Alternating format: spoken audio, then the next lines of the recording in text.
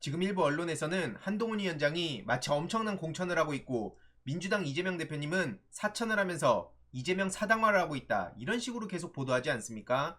하지만 이것도 적당히 했어야 되는 건데요. 언플을 아무리 저렇게 시도한다 하더라도 한동훈 위원장의 언플에 한계가 있고 실제로 그 분노가 서서히 터져나오고 있습니다. 아무리 막으려고 해도 결코 막을 수 없다는 얘기고요. 제가 왜 이렇게 생각하는지는 기사를 보면서 한번 말씀드리겠습니다. 한동훈 위원장이 방금 전에도 또 어그로를 끌고 나섰죠.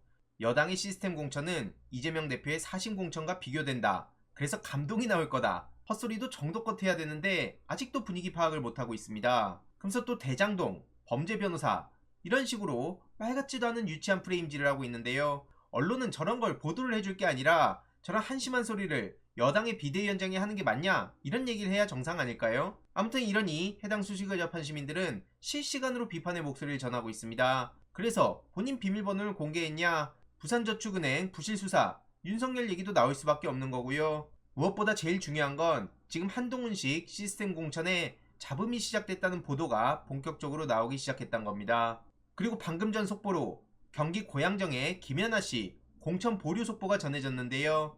정치자금법 위반 논란에 휩싸였던 김연아씨, 결국엔 국힘에선 그렇게 돈봉투라면서 민주당을 비난했었는데 그대로 돌려받지 않았습니까? 그런 사람을 떡하니 이렇게 단수를 줬으니 당연히 당내 반발도 엄청나게 거셀 수밖에 없는 거고요. 실제로 육성 파해까지 나와서 돈봉투 논란을 그대로 부메랑으로 맞은 바 있었습니다. 당원권 정지 3개월의 징계를 받고 총 4천여만 원을 받은 혐의로 검찰의 송치까지 된 사람인데 어떻게 저런 사람한테는 단수 공천을 주고 그게 공정한 시스템 공천이라 할 수 있냐, 이런 얘기를 그대로 돌려받은 거죠. 그래서 다급해진 국힘 지도부는 공관위에 김연아 당수 공천을 재논의해달라, 이렇게 요청했다는 거고요.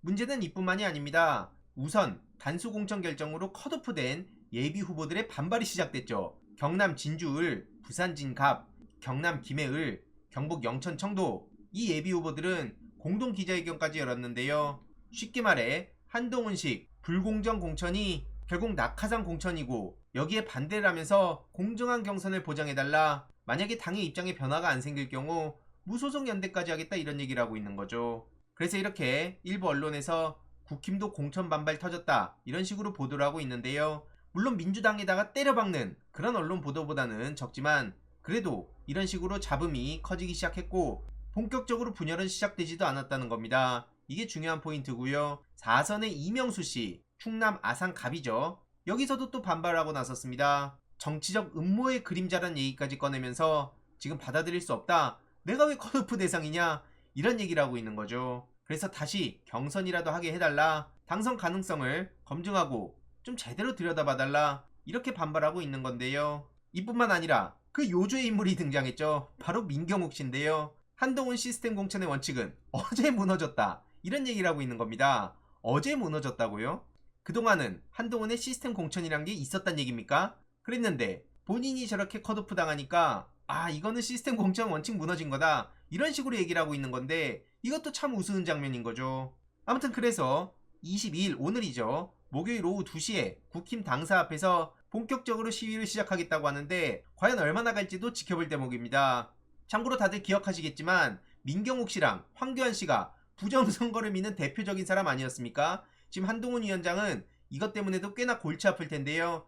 윤석열 대통령을 열심히 지지하는 태극기 부대들이 부정선거를 지지하는 그런 사람들도 일부 있습니다. 그래서 그들의 지지도 얻어야 되는데 또 부정선거를 반대하면 그들한텐 또 엄청 욕먹고, 이런 몇 가지 딜레마들이 있는데 여기서 과연 어떤 판단을 내릴지도 주목해볼 대목이고요. 아무튼 민경호 씨가 저렇게 본격적으로 꼬장을 부리기 시작하면 이 또한 한동훈 위원장 입장에선 꽤나 골치 아픈 장면일 겁니다. 그래서 이 또한 어떻게 되는지 두 눈 부릅뜨고 지켜볼 예정이고요. 문제는 이뿐만 아니라 장제원, 하태경, 이들도 텃밭을 비웠는데 정작 지금 국힘 공천 보면 뭐냐, 이런 얘기도 나오고 있습니다. 4선의 홍문표 씨도 용산에 있는 친구들 봐주려고 감점한 거 아니냐, 이건 형평성에 어긋난다, 민주당도 안 하는 것이다, 이렇게 반발하고 있습니다. 쉽게 말해 3, 4, 5선 동일지역구 의원은 공천심사에서 15%의 감점을 받는데 거기에 용산에 있는 사람들이 들어간다면 이거 용산 사람들 봐주려고 하는 거 아니냐, 이런 얘긴데요. 계속 말씀드렸지만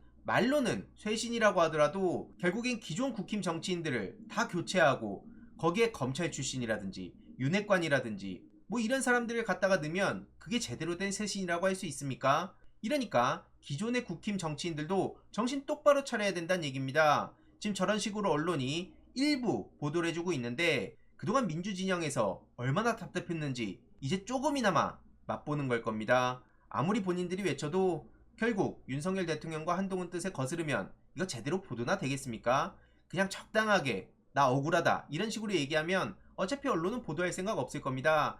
훨씬 더 강하게 분노하고 반발하고 이대로 가다가 나 그냥 무소속으로 나갈 거다 이런 식으로 세게 얘기를 해야 언론이 그나마라도 보도해주지 않을까요? 그런 면에서 각 지역의 지금 저런 목소리들이 어떻게 이어지는지도 우리가 계속 관심을 갖고 봐야 될 대목이란 거죠. 아무튼 배종천이라는 전 창원시 의장도 무소속 출마를 한다고 하는데요. 이렇게 국민의힘 내부에서도 반발이 있는데 이걸 지금 민주당 때리듯이 이재명 대표 때리듯이 만약 국민의힘을 때리고 한동훈 위원장을 때렸다면 지금 분위기가 어땠을까요? TK 의원들도 아직 남아있는 상황이고요. 강남 쪽도 남아있는 상황입니다. 심지어 국힘 시흥갑의 동다은 예비후보의 배우자는 스스로 목숨을 끊으려는 시도를 해서 병원에 갔다는 얘기까지 나왔는데요. 이 또한 공천에 반발한 겁니다. 다들 한번 생각해보자고요. 만약에 이게 민주당 소식이었다면 드럼통이네 뭐네 또 온라인에 도배가 됐을 겁니다. 그런데 그냥 국힘 쪽은 저런 식으로 기사 한두 줄 나오고 끝납니다. 이게 공정한 경쟁이냐 이거죠. 애초에 기울어진 운동장, 말도 안 되는 운동장에서 우리들이 목소리를 내지 않으면 결국엔 그런 프레임만 남아가지고 저들의 의도에 넘어가는 거기 때문에 저도 이렇게 목소리를 내는 거고요. 민주당 내에도 잡음이 없다고 얘기하진 않겠습니다. 실제로 반발도 있고 진통도 있고 하지만 원래는 혁신이라는 것 자체가 이렇게 고통스러운 거 아니겠습니까? 그래서 제대로 일할 사람들을 민주당원들이 원한다는 걸 다시 한번 말씀드리고 싶은 거고요. 그 과정에서 민주당도 당연히 잡음이 있고 국힘도 당연히 잡음이 있다. 그럼 이걸 인정하고 언론도 보도를 해야 되는데 지금은 이재명 사당화다, 뭐 민주당 내부에 잡음이 커진다, 내분이 커지고 있다, 뭐 이러다가 망할 것처럼 얘기를 하고 있는 게 기가 막히다 이런 얘기입니다. 그런 측면에서 이현주 씨의 말처럼 한동훈 위원장은 지금 남의 당 공천에 왈가왈부할 때 아니다. 지금 본인 당이나 제대로 신경 쓰라 이런 얘기로 돌려줘야 된다는 겁니다. 한동훈 위원장이 마치 제대로 된 공천을 하는 것처럼 보도하는 거 거기에 끌려가서도 안 된다는 거고요. 저기에 반발하고 분노하는 국힘 쪽 정치인들이 있다는 것 그리고 예비 후보들의 이런저런 폭로도 나오고 있다는 점 여기에 좀 주목을 할 필요가 있다고 봅니다. 이런 와중에 저렇게 탈당하고 이재명 대표를 저렇게 직격했다면서 언론이 보도하는 거 이게 무슨 의미겠습니까? 그냥 이재명 대표 욕해라 이러고 먹이를 던져주는 겁니다. 그러면 상대적으로 국힘 공천은 제대로 됐고 그럼 어영부영 그냥 넘어가면서 민주당 쪽은 싸움만 났다 이런 이미지만 남기려는 거에 우리가 왜 넘어가야 되냐고요. 저는 그 자체를 납득할 수 없다는 건데요. 이재명 대표가 존경한다는 말을 했는데 그게 조롱으로 느껴진다면 무슨 말을 더 하자는 겁니까? 그리고 어제 저녁에 이런 단독 보도가 나왔죠. 국힘에서 김영주 씨의 입당을 물밑으로 추진하고 있다고 하는데 여권 관계자가 이런 말을 합니다. 당과 결을 같이 할 수 있는 사람이다. 심지어 한동훈 위원장도 대단히 합리적이고 상식적인 분인 것으로 기억한다면서 김영주 씨를 띄워주는데요. 상대 측에서 이런 평가를 받는 게 과연 제대로 된 평가입니까? 저들이 두려워하고 걱정하고 이런 인물이라야 민주당에 도움이 되고 제대로 된 역할을 했다고 볼 수 있는 거 아니냐고요. 심지어 국힘에 선을 긋는 것도 아니고 여러 곳에서 제의가 있는 게 맞고 모든 가능성을 열어두고 있다고 하는데 이러니까 하위평가에 들어가는 거 아니겠습니까? 본인이 못한 걸 가지고 왜 이재명 대표한테 책임을 묻고 사당화 타령하면서 언론에 떡밥이나 주고 있냐 이겁니다. 정말 기가 막히단 말밖에 안 나오고요. 반응은 당연히 싸늘할 수밖에 없습니다. 민주당에서 전재수, 이소영 이런 분들 단소 공청 받았습니다. 그래서 이런 정치인들도 이젠 친명이었다고 낙인 찍을 겁니까? 애초에 저들이 짜놓은 프레임 안에서 놀면 안 된다는 게 제가 계속 말씀드리는 거고요. 거듭 말씀드리지만 민주당이든 국힘이든 아니면 무슨 다른 당들이든 전부 다 잡음이 없을 수는 없습니다. 그런데 이걸 어떻게 관리하고 넘어가느냐 이 정도 차원에서 보도하는 건 이해를 하지만 저렇게 말도 안 되게 이재명 사당화다, 민주당 끝났다 이런 식으로 보도하는 거에 대해서는 우리가 반발해야 된다는 얘기를 다시 한번 드리고요. 이후로 어떻게 진행이 되는지도 계속해서 소식 전해드리도록 하겠습니다. 이번 내용도 유익했다면 구독, 좋아요, 알림 설정, 멤버십 가입 정말 큰 힘이 된다는 점 말씀드리고 싶습니다. 주위에 널리 공유 부탁드립니다.